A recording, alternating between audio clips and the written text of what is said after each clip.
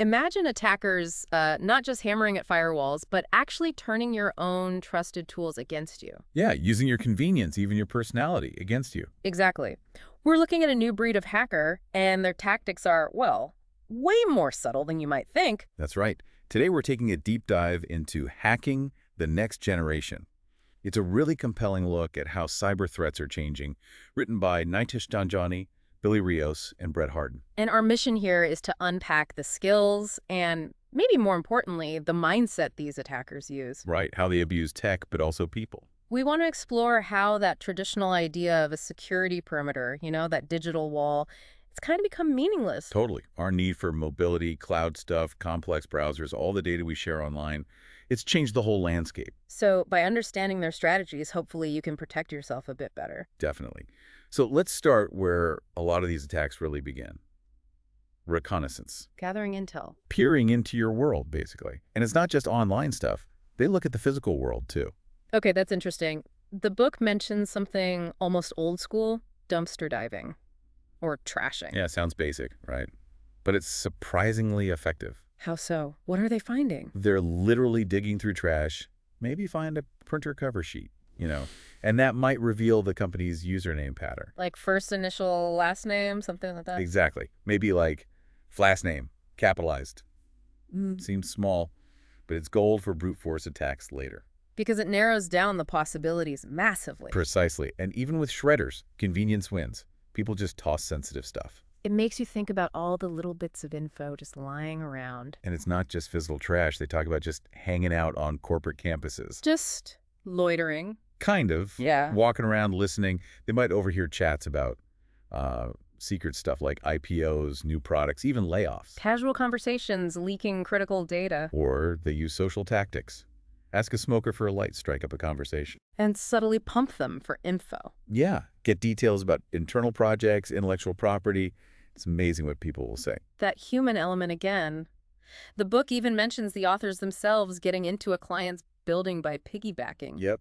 Just followed an employee right through a secure door. And what happened then?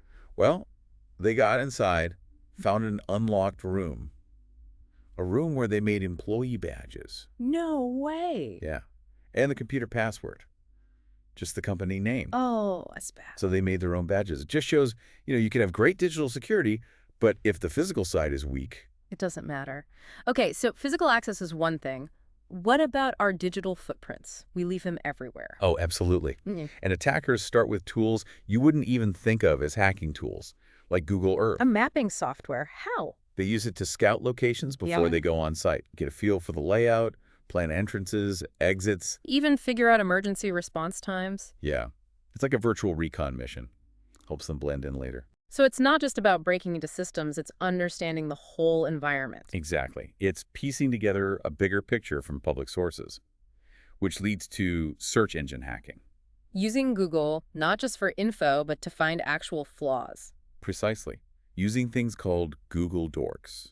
These are really specific search queries. Like code snippets or error messages? Yeah, like unable to jump to row on my SQL result index online. Queries like that can uncover things like SQL injection points or sensitive documents. Without ever touching the target servers directly. Right. And there's the Google Hacking Database, the GHDB, which lists tons of these dorks. Wow. And I assume this isn't all manual clicking, right? No, definitely not. There are tools like Seat, the search engine assessment tool. What does that do? It automates searching Google, Yahoo, MSN, using those dorks for a specific domain. Pulls in queries from GHDB and other places. Okay, so that speeds things up. What about finding actual documents? They use Google directives too, like filetype.doc, to find, say, Word documents. Maybe looking for something like Q4 expenses? Exactly. Yeah. Then they download them and pull out the metadata. Metadata, like author names. Usernames, folder paths on the author's computer, software versions. It can reveal a lot about the internal setup. Tools like MetaGoofle automate this whole process. It's like finding little clues everywhere, and social media must be a huge part of this. Absolutely massive. Think about Facebook's forgotten password feature. The security questions. Yeah. Attackers mine public profiles, Facebook, LinkedIn, whatever, for answers. Your graduation year, mother's maiden name, pet's name. Stuff people share without thinking. And that's how they reset passwords. The Sarah Palin email hack is a famous example of exactly that. Right, I remember that. And Twitter. It's so real time. That's the key. It's often unedited, informal, so it can be really accurate, genuine info. Like travel plans. Yeah, the book mentions Pete Hoekstra, a U.S. congressman, tweeting his exact location on a trip to Iraq. Oof, that's not good from a security perspective. Not at all. Could be incredibly useful for an attacker. And professional sites. LinkedIn, job boards. Gold mines. You find employee names, managers, email formats, internal projects. Even the specific technologies they use. Yep. SAP, MySQL, Oracle, specific Windows versions. It's all often listed in job postings. Plus, you see the social connections between employees. Which you can then cross-reference with other sites. Exactly. To build a really detailed picture of who's who and what they're working on. It's scary how much is out there. What about calendars? Seems pretty mundane. You'd think so, but public or easily guessable calendars get exposed so much. Like what? Meeting details about planned mergers, when press releases are being prepped, even conference call dial-ins and IDs. And if those IDs are static, An attacker could listen in on calls for months, just dial in. then they can figure out who's on the call. Sometimes, yeah. You know the little beep when someone joins, or people saying names? That helps build a target list for social engineering. Wow. And the book even says calendars reveal personality. Yeah, analyzing the way people schedule things, Yeah. like someone blocking out actually work, code, no meetings. Or always having lunch at the same time. Right. It gives clues about their personality, their frustrations. An attacker can use that. The example of Jack Smith. Where the attacker saw his calendar and faked similar frustrations. Exactly. Built rapport instantly. It's weaponizing personal habits. So basically, from an attacker's view, everything is potentially important info. Everything. PII phone numbers, addresses, SSN's network maps, company files, M&A plans, org charts. Any little piece can be useful. Okay, so they've done their homework. They've got all this intel. How do they actually break in or take control? Well, sometimes they don't need fancy new exploits. Old protocols are still a huge weakness. Like Telnet and FTP, people still use those. For critical systems, sometimes yes. And they're clear text, not designed for security. Meaning anyone on the network can just read the traffic? Pretty much. Huh? Attackers sniff the network capture packets, maybe using promiscuous mode and grab usernames, passwords, files being sent. Just pluck them out of the air, basically. If they're on the same network segment, yeah. And if sniffing isn't easy, they can brute force. Trying password after password. Right. Tools like Hydra automate that against Telnet, FTP, lots of services. And then there's session hijacking. Taking over someone's active connection. Yeah. Tools like Sunt let attackers perform man-in-the-middle attacks, intercept an active TCP session, and inject their own commands. So they could be logged in as, say, root, and the attacker just takes over. Potentially, yes. Steal data, grab password hashes live. And email SMTP, that's vulnerable too. Similar problem, often lacks encryption, lacks strong authentication, so attackers can snoop on emails. Looking for PII, business secrets? Exactly. Or they can spoof the sender. Yeah. Make an email look like it came from someone inside the company. Like the Tony Spinelli example? Right. Fake an email from Tony, asking an employee to send the quarterly budget spreadsheet to his personal Yahoo account. And someone might actually fall for that. It happens all the time.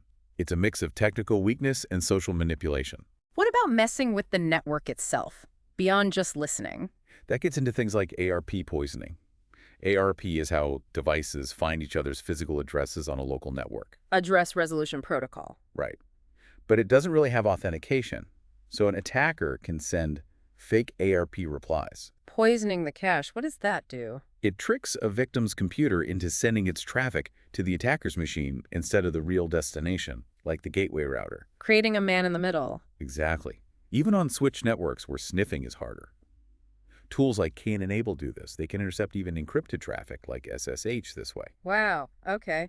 And DNS cache snooping, how's that different? It's more passive. You query the target's DNS server, but not recursively.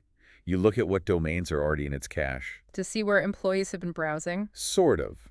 By looking at the cached records and their time to live, or TTL, you can infer recent activity visits to job sites, social networks, specific partners. Gives you a sense of their online habits. Right, without directly interacting with the end users. Okay, this makes me wonder.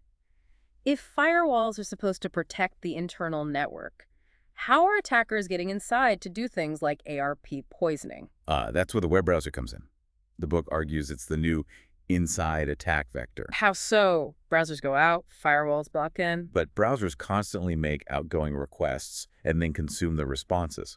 They're essentially inviting code from untrusted websites inside the security perimeter with every page load. So your own browser becomes the entry point. It can be, yeah.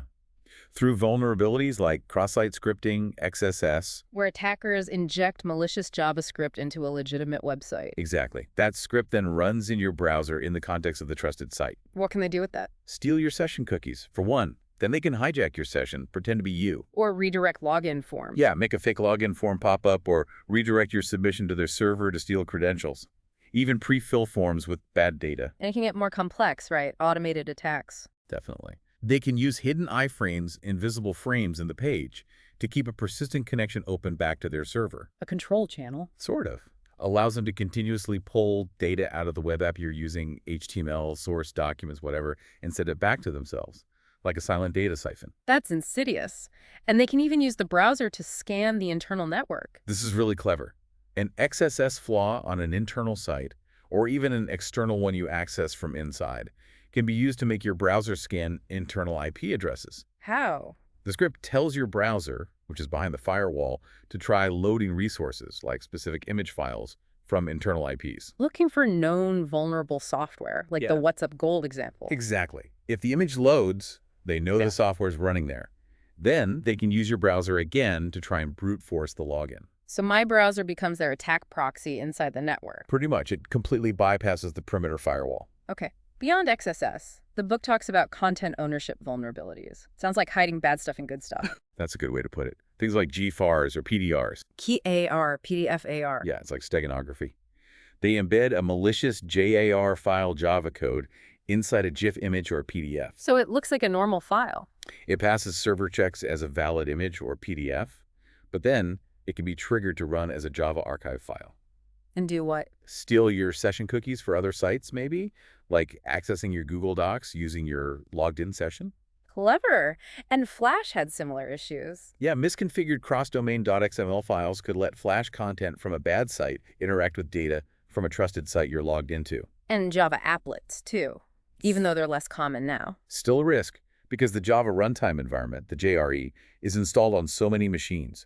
Vulnerabilities could let an attacker embed an applet. From a trusted site onto their malicious site. Right, creating a bridge to use your authenticated session to scrape data, steal passwords, CSRF tokens. Wow. And browsers themselves can have flaws, like the Safari example. Yeah, specific bugs in how Safari handled Java or certain HTML could be exploited to force the browser to open and run local files. Stealing files right off your hard drive. Directly from your file system, yeah. A reminder that even the core browser software isn't immune. Okay, let's shift focus a bit. The cloud, so much runs there now.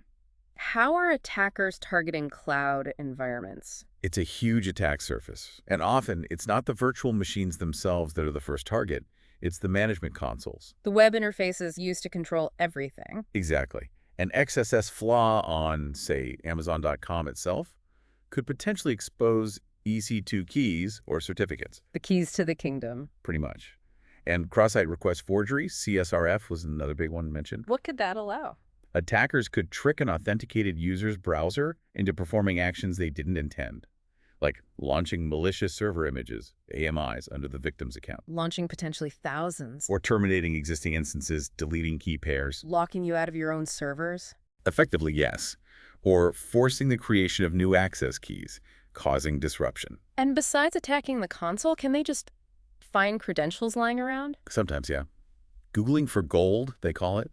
Searching Google for instances where cloud service credentials, like for Salesforce, were accidentally put in URLs and got cached. Just scooped up by search engines? Ouch. A simple mistake with big consequences. What about mobile devices? Phones, tablets, they're everywhere. And they connect to potentially insecure networks all the time.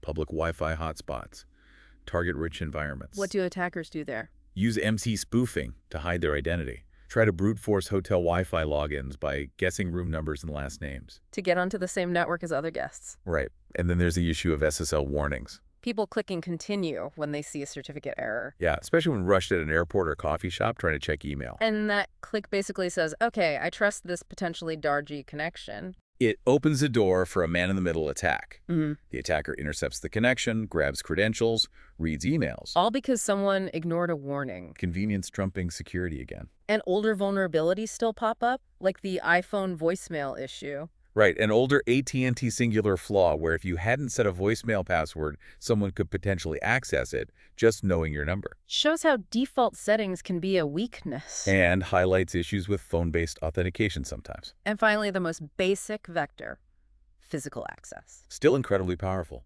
A few minutes alone with a smartphone. And they can pull all the data off. Using fairly cheap forensic tools, yeah. Like paraben CSI stick. Or even low-tech stuff like padlock shims for gym lockers. Where someone might leave a laptop or sensitive papers. Exactly.